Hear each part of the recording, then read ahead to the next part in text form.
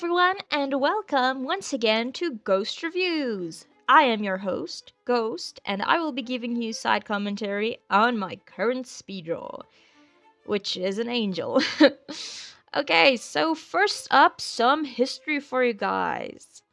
This specific character is one of my older characters. He's an angel, obviously, who got thrown out of heaven for some heinous deed that he did. I am pretty sure that you guys already could imagine what he could have done to anger the gods, but yeah, I will not be mentioning it here. Sorry. Plus, he's part of the fantasy story Raftalia, the mermaid girl, is part of, so that is fun. I created a few fantasy characters, and he's just one of them. He's not a main character, though, even though I'd really like to make him one. I mean, he's gone through some serious tough times, and he's forced to live among mortals that cannot be easy. And yes, that was kind of my overall theme when creating my fantasy story. He wasn't a main character, but the overall feeling living amongst mortals. I don't know, it was a very interesting concept back then, but that was my grade 12 self that created them, so yeah, excuse my thought processes back then. But yeah, I have redrawn this dude quite a few times, which is more than can be said for most of my fantasy characters, but I don't know, for some reason I really liked him. Yeah, him, the Dragon Boy, and I think Dimitri and June. Yeah. Four characters that I have redrawn quite a few times because I really liked them and I really wanted to create a fantasy story, but I never got around to doing it. But this angel in particular, I loved him so much. The first time I drew him, he was like black and white, but I laminated the picture and I put him up on my wall, and he just looks gorgeous right now. But just like all of my other fantasy characters, he has undergone quite the character redesign. Unfortunately. I mean, the original concept wasn't too good. This was like 5 years ago, so I had to redesign the characters and their outfits. So, about the drawing itself. I was really struggling with symmetry in this drawing. For some reason, I used to be able to draw a like front-facing view in a character and it would look perfect, but nowadays I don't know, man, my symmetry is lacking. Like his shoulders, do you see the left shoulder? Do you see his eyes, the wings? You'd think after all these years it would improve, but it just gets worse. Oh, no, I'm kidding. I'm really kidding. Mistakes is how we learn. He still turned out pretty good, but it still bothers me when I look at it. Yeah. Anyway, so this angel is named Kaleo. I think I was a fan of that Kaleo guy who sang. It was a weird song. Anyway, yeah, I Russian rouletted his name. Like half of my fantasy characters, I was just like, you look like a June. Maybe you should be a Raftalia. We don't know. So yeah, most of them I just felt like it worked, and it did, kind of. And the same actually went for the color schemes that I chose for the characters, but a few of them, especially with the mermaid drawing, had to change. You want a certain color of purple, but then the color of purple that works well with the blue and the yellow, you have to choose another one, you see. But yeah. I've also noticed that in especially my fantasy characters, or overall, really, I don't really use a lot of pink in my artworks. I didn't like pink personally. I tend to keep away from it because of the negative sexist connotation with it. Like, pink equals to I want to say a damsel in distress, a girl who cannot think for herself, fend for herself, basically a Sakura type of character. Yeah, it's just not ideal for me. Even pink-haired characters in general. In anime, I think it's a bit overused, so I do try to be a bit more original when creating characters, but For some reason, when it came to designing this angel, I already realized that I used way too much brown, green, red, purple, what else? Yeah.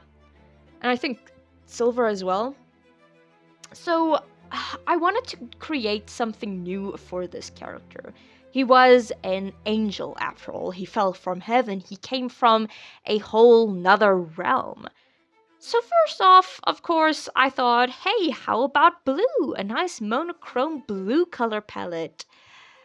But no, I don't know. I already had another blue-haired character, and I didn't want to repeat myself too much. So I thought of pink, I stuck with it, and boom, here we have Cleo, a pink-haired angel. Oh no, it's fun. Although the shade of pink that I originally used was a bit more, I want to say coral. Yeah, but the pastel pink harmonized a bit better with the gold that I use in the eyes, in the halo, in the little pan flute. And yes, his eyes were always gold, strange enough. But a few of my characters kind of have that whole gold vibe going. As I have mentioned, a lot of the characters, and especially my fantasy story, they have gold in them. The gold kind of represents someone who is above, someone who is a bit more important than the rest of them. And the main character of the God's Torment, the fantasy story, does not have a single grain of gold in her. Instead of adding yellow eyes for her, I gave her orange eyes, which kind of is an angry yellow for me, actually. But yeah, especially a godly being, I think gold is a good idea. I didn't have any other eye colors except maybe red. Red and pink works well. Blue could have worked well. But no, I didn't want to add too many colors for this guy. And yeah, emotionless emo characters usually have yellow eyes in my stories. I have another guy who has blue hair and yellow eyes. I think his name is Matthew. Matt, emo boy, loves aliens. He's also got yellow eyes, and I think actually he had brown eyes originally, but I changed it because the lighter eyes kind of gives that feeling of your soul is empty. I don't know, maybe that's just me. Oh no, but the pan flute, the other gold thing, is kind of a nod to a favorite Disney character of mine. Yes, I had a crush on Peter Pan at the time, don't make fun of me. But also I added it to kind of give a nod to the Greek mythology I was researching at that time. The Greek god Pan, he is a satyr, you know, half man, half goat, and is also a symbol of lust. Yay! No, the angel is not a symbol of lust, but the idea did seem pretty. I don't know, it stuck. It seemed good. It was a cute idea at the time. But yeah. I also gave him a beard. It's kind of just a stubble. I saw that, well, I kind of stole that from Aizawa from My Hero Academia. I wanted to give him a bit of a tired angel look. A tired angel who's just completely over all the nonsense that the mortals deal with. That's a vibe, man. And the halo I had to add. I mean, I think I can actually take it away, but traditional angels have halos, so I decided to keep it. Yeah, it's cute. Okay, so on to some art tips. One thing that I did learn with this drawing, especially, is that you don't always have to use flat shading when it comes to characters. Like the last time I actually remember drawing this guy, I was still pretty stuck on the only flat shading and black line art or nothing phase. And don't get me wrong, it has its moments, but we as artists don't have to be stuck in one art style for the rest of our lives. Which is exactly why I decided to go ahead and make some changes with especially this drawing. The second tip that I have for you guys is to try and play around with different colors for your line art. like I said, I was stuck on the black line art for a super incredibly long time. But for some reason, a godlike being is ethereal, right? They have a lot of sunlight falling on them. They are gods. They have a different air to them and kind of like an aura, but you cannot really draw that weird thick line thing around people. So line art, I think, is the next best thing. Like they did in Hercules, the Disney movie Hercules. Yeah, they quite changed things up a bit for the gods next to the mortal humans. It was a cute nod at that time, but other two shows that immediately come to mind when I think of different line colors, not just black like the normal anime show, it is Mob Psycho 100, a favorite series of mine, which uses green line art, and another one is Otomatsu-san, which uses blue lines. And those two shows, just because of their line art, stands out so much for me. And they're also like super, I want to say, simple art styles, their shows. So the line art itself and the art style makes the show look amazing. And I would keep bringing up Mob Psycho 100 because I live for that show. And yeah, although before you go on to using unnatural colors like blue or green for line art, maybe it would be best to start dabbling in maybe like reds, browns, or oranges, like more natural color line art, and decide which shade works best for you. Even maybe purple or pinks. They could also work, I think, but again, it completely depends on you as an artist. Do you like it? Does it work for you? If not, stick to what you know. Yeah. And my last tip for you guys for today is shading colors. So the color that you shade with is pretty important in a drawing. The same with the highlights, but especially the shading. Like usually, I think you have seen in my previous videos that I like to use a blue or a brown, depending on the background, with a drawing. So you get a nice shading in that kind of complements the environment and also the ambience layer. But with this drawing, he's an angel, he's in the clouds, he's in the sky.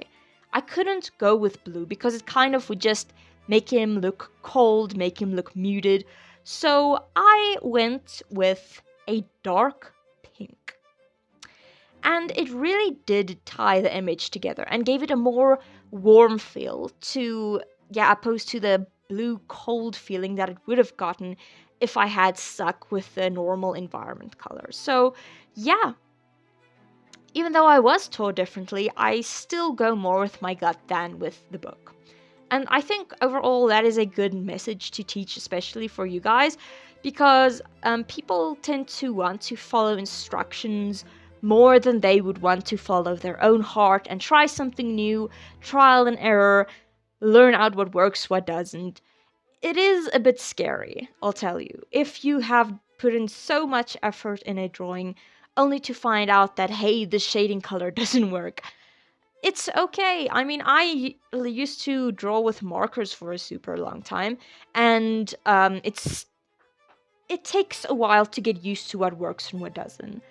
Overall, it was still super fun learning to draw more with pastel colors, just like with the mermaid drawing. I mean, you guys probably have recognized with the clown drawings that I do not like pastels all that much. I mean, it looks good on the angel, but overall, I would like more darker colors, colors that scream a bit more.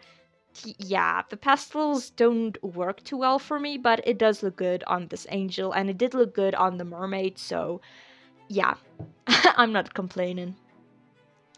Anyway, so yeah, that was the speedrun of my angel original character, Cleo. I really, really do like how he turned out, even if he's not 100% symmetrical. But yeah, I will be drawing one more fantasy character before going on to the next theme. But if you guys are enjoying art like this, and please feel free to check out my socials. All the links are in my bio. If you want to go, there is Instagram, Twitter, Redbubble, and Artistry. So yeah, if you guys are interested, you can go check out what I'm doing on there. But yeah, don't forget to like and subscribe if you are enjoying the content. And thank you so much for watching. It really does mean the world to me, even if you're not all that interested in hearing my annoying little voice. But yeah, I hope to see you next time. And yeah, see you soon. Bye!